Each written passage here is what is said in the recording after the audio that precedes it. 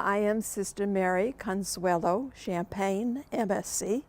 I'm a Marianite of Holy Cross. I have been a Marianite for 72 years, and I have done a multitude of things, but the thing that I think I have enjoyed most doing is just being myself. As Judy said many years ago at a meeting, and I've never forgotten it, I was born woman, baptized Christian, and vowed religious. Those are the three important things in my life. And I think I have tried to live each one of those for the 72 years that God has called me. The fact of being part of everything that has developed within my own lifetime, being a part of the congregation that has changed much, a part of the whole system of womanhood or Christianity or vows that has changed over my lifetime. And I've only been with it for 72 of the 175 years. But it has been an interesting thing. The first thing that I was very appreciative of that came about was that I was given the opportunity to be an educator.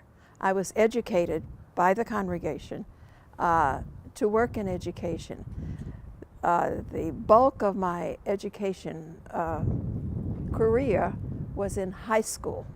At one point in time, I was asked to be trained to be a high school science teacher, and that in the beginning frightened me, but I loved every moment of it. I taught for 26 years science of biology and chemistry.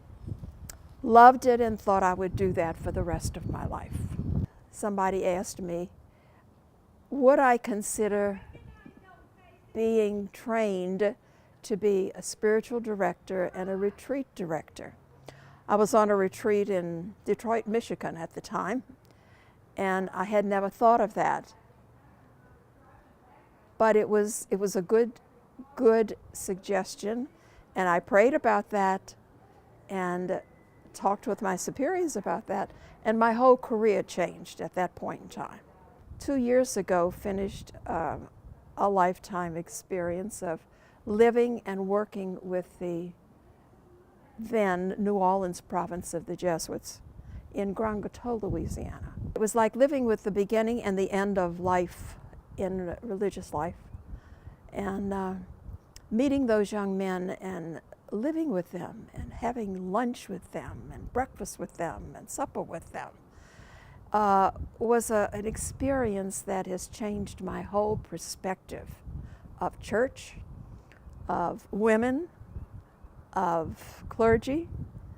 Now remember, I'm talking about Jesuits. I didn't want to give up my ministry. Even though I had to give up the way that I lived, I didn't want to give up my ministry. So I still do spiritual direction, not as much as I did, and I do retreats periodically by Skype. And I'm very grateful for that I can still do that. That's a real joy to my heart.